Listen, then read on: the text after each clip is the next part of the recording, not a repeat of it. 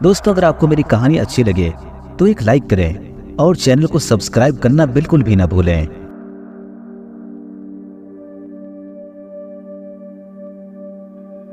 वो सर्दियों की एक अंधेरी रात थी। चांद की 14 तारीख और हर तरफ धुंध फैली थी। सूरज डूबे हुए अभी कुछ ही घंटे गुजरे थे, यानी कि सुबह होने में अभी बहुत वक्त पड़ा था। सालार जो कुछ देर पहले ही ट्रेन में सवार हुआ था, वो इधर उधर नजर दौड़ाकर आसपास के माहौल का जायजा ले रहा था। सीट उन्हें अच्छी मिल गई थी। उसने कुछ देर सीट के ऊपर टेक लगाकर इत्मीनान से पैर लटकाए जमाइयां लेता रहा, फिर सो गया। आज तो वो ऐसा सोया था कि आंख खुलने का नाम ही नहीं ले रही थी। ट्रेन बड़ी तेज रफ्तारी से अपनी मंजिल की तरफ बढ़ रही थी। खिड़कियों से बाहर गहरा अंधेरा छाया था और बाहर से आने वाली सर्द हवाएं उसकी रूह को चीरती हुई महसूस हो रही थी। इसीलिए सालार अपनी जगह से उठा और खिड़की को बंद किया तो कुछ सुकून का सांस मिला। ट्रेन स्टेशन से काफी दूर निकल चुकी थी। खाना तो सालार खाकर ही निकला था, इसीलिए अपने बैग से चादर निकाली और बर्थ पर बड़ी फुर्ती से बिछाने लगा। जबकि सिरहा ने अपना बैग रखा और बड़े आराम से लेटकर अपने बैग पर सर रखा।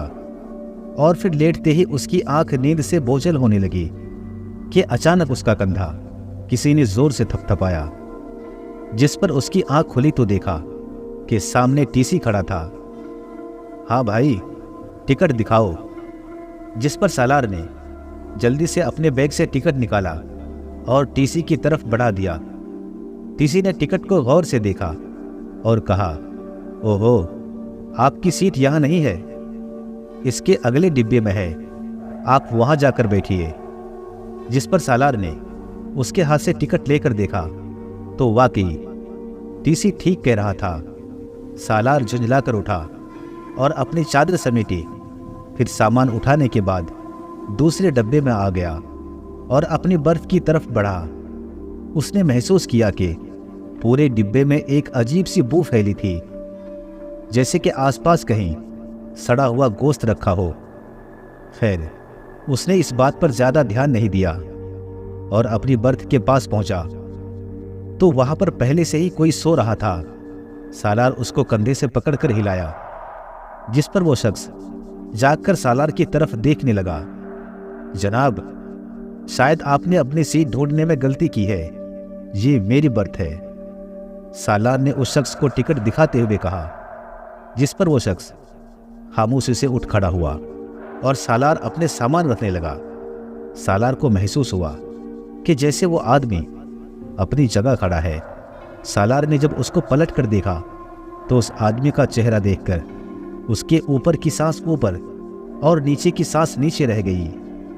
उसकी आंखें बिल्कुल सफेद थी और होंठ इस तरह कटे हुए थे कि पूरी बत्ती सी दिखाई दे रही थी। बदबू उसके मुंह से ही आ रही थी। करीब होने की वजह से वो उसके हवासों पर छाने लगी, जिस पर वो वहां से तेजी से भागा और दरवाजे पर आकर खड़ा हो गया। डर से उसकी हालत खराब हो रही थी।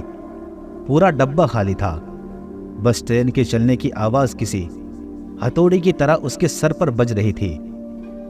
वो अभी खुद को संभाल भी ना पाया था कि उसके मुंह पर जैसे कोई फव्वारा फूट पड़ा। जब उसने अपने चेहरे पर हाथ लगाकर देखा तो देखा कि उसके चेहरे पर खून लगा हुआ है। सालार का चेहरा और कपड़े पूरी तरह खून में लथपथ हो गए थे, मगर जैसे उसकी आवाज ही नहीं निकल रही थी। वो पहले डब्बे की तरफ भागा तो जैसे डब्बा खत्म होने का नाम ही नहीं ले रहा था। यूं तो वो जितना भी दौड़ लगाता फिर वापस आकर वही खड़ा हो जाता। वो आज पहली बार खौफ को महसूस कर रहा था। आखिरकार वो दूसरे डब्बे तक पहुंचने में कामयाब हो गया था। वहां पहुंचते ही उसने देखा कि हर तरफ लोग सोए हुए हैं। उसने अपनी मदद की खातिर एक एक बंदे को हिलाया, मगर उनमें से कोई भी नहीं जागा। वो एक के बाद एक सारे मुसाफिर को झिंझोड़ा, मगर सब उसी तरह से सो रहा था जैसे सदियों से सो रहा है और सदियों तक सोता रहेगा। आखिरकार टीसी को अपनी तरफ आता देखकर उसकी जान में जान आई। सालार ने टूटे फूटे अल्फाज में अपने साथ पेश आने वाले हादसे की बात जब टीसी को बताया तो उसने उसको कोई जवाब नहीं दिया, बल्कि उसने तो अपनी पलकें भी नहीं झपकी थी। सालार को परेशानी महसूस हुई। उसने कहा, टीसी साहब, मैं क्या कह रहा हूँ, आप सुन नहीं रहे मेरी बात। मेरे साथ बहुत अजीब और गरीब वाक़या हो गया है। हाँ, सुना मैंने, सब सुना। टीसी ने उसके बिल्कुल नज़दीक होते हुए परेशानी से कहा, जिस पर सालार ने आंखें फाड़ के उसकी तरफ देखा तो उसका चेहरा बुरी तरह से झुलसा हुआ था। सालार एक चीख के साथ उठ बैठा। उसने आसपास नजर दौड़ाई तो वो उसी जगह मौजूद था जहां वो ट्रेन में सवार होने के बाद आकर बैठा था। उसके हवास बहाल हुई तो मालूम पड़ा कि वो एक ख्वाब था, मगर वो जो कुछ भी था वो वाकई एक डरावनी था। उसने एक गहरी सांस ली, जिसके साथ ही एक धमाके की आवाज़ सुनाई दी और ट्रेन भी शायद झटके के साथ कहीं रुक गई थी। शायद कोई हादसा हो गया था। सालार ने इधर उधर देखा तो उसे एक बात निहायत अजीब लगी। इतने जोरदार धमाके के बावजूद भी कोई मुसाफिर नहीं जागा था। वो सब के सब वैसे ही सो रहे थे। सालार उठा और चलते हुए ट्रेन से नीचे आ गया। ठंड तो पहले से ही महसूस कर रहा था, मगर जैसे ही नीचे कदम रखा वहां बहुत तेज हवाएं चलने लगी थी और आसपास धुंध की वजह से उसे कुछ भी ठीक तरह से दिखाई नहीं दे रहा था। मगर सालार को एक बात समझने में देर नहीं लगी कि पूरी ट्रेन में से उतरने वाला बस एक वही था और कोई भी नीचे नहीं उतरा था। ये बात वाकई हैरत अंगेज थी। वो ये सब कुछ सोच ही रहा था कि उसे दूर से कोई धीरे धीरे चलता हुआ दिखाई दिया जो उसी की तरफ आ रहा था। करीब आने पर मालूम हुआ कि उसने खुद को काली चादर से ढांप रखा है और सालार के पास पहुंचते ही उसने अपने चेहरे से चादर हटा दिया तो ये वही शख्स था जो सालार को बर्थ पर मिला था। क्या हुआ? इस सुनसान वीराने में अकेले क्यों उतर आए? आसपास कुछ भी तो नहीं है, बस यहाँ जंगल ही जंगल है। वो अजीब से लहजे में बोला और जोर जोर से हंसने लगा, जिसे देखकर सालार को यह महसूस हुआ कि उसका पूरा वजूद कांप रहा है। और जब वो वहां से भागा तो उसे ऐसा लगा कि वो आदमी उसके पीछे भाग रहा है। सालार बड़ी मुश्किल से ट्रेन में सवार हुआ और अपनी सीट पर आकर बैठ गया, जो कि खिड़की के पास थी।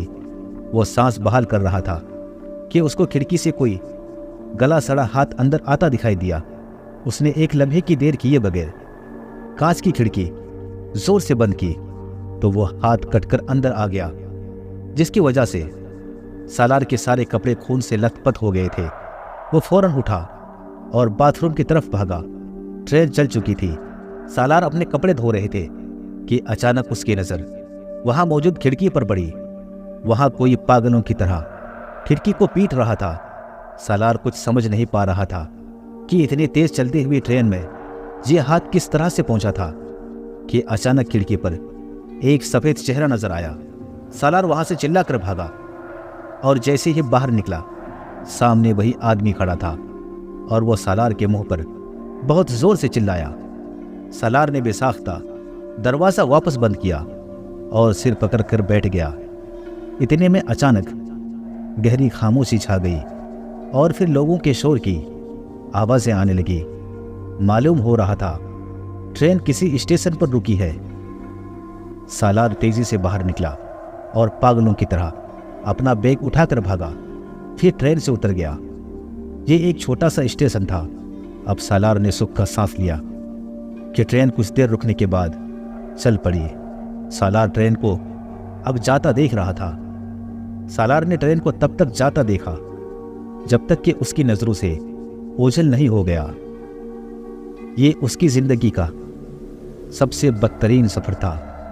धीरे धीरे करके स्टेशन खाली होता गया और फिर वो वहां अकेले ही रह गया। उसने वहां से चलने का फैसला किया और चल पड़ा। कुछ देर चलने के बाद वो एक बस्ती में आ पहुंचा और जब ध्यान से देखा तो पता चला कि ये तो वही जगह है जहां उसका सारा बचपन गुजरा था, और आज से 10 साल पहले वो ये जगह छोड़ चुका था कि अचानक उसे एक रिक्शा आता दिखाई दिया। उसने हाथ के इशारे से उसे रुकने को कहा। वो रुका और कहा, जी भाई, कहाँ जाना है आपको? रिक्शे वाले ने कहा, मगर सालार का चेहरा देखने के बाद वो तेजी से बोला, अरे अरे अरे सालार साहब, आप यहाँ क्यों आ गए? सब यहाँ आपके जान के दुश्मन बने हुए हैं। सालार और उसका एक दोस्त रिहान, एक दिन पैसों के ऊंच नीच हो जाने पर दोनों का आपस में झगड़ा हुआ था और नौबत हाथापाई तक आ गई थी। पूरा मोहल्ला ये तमाशा देख रहा था और इसी झगड़े की वजह से सालार ने रिहान का कत्ल कर दिया था, और कत्ल करने के बाद वो वहां से भाग गया था।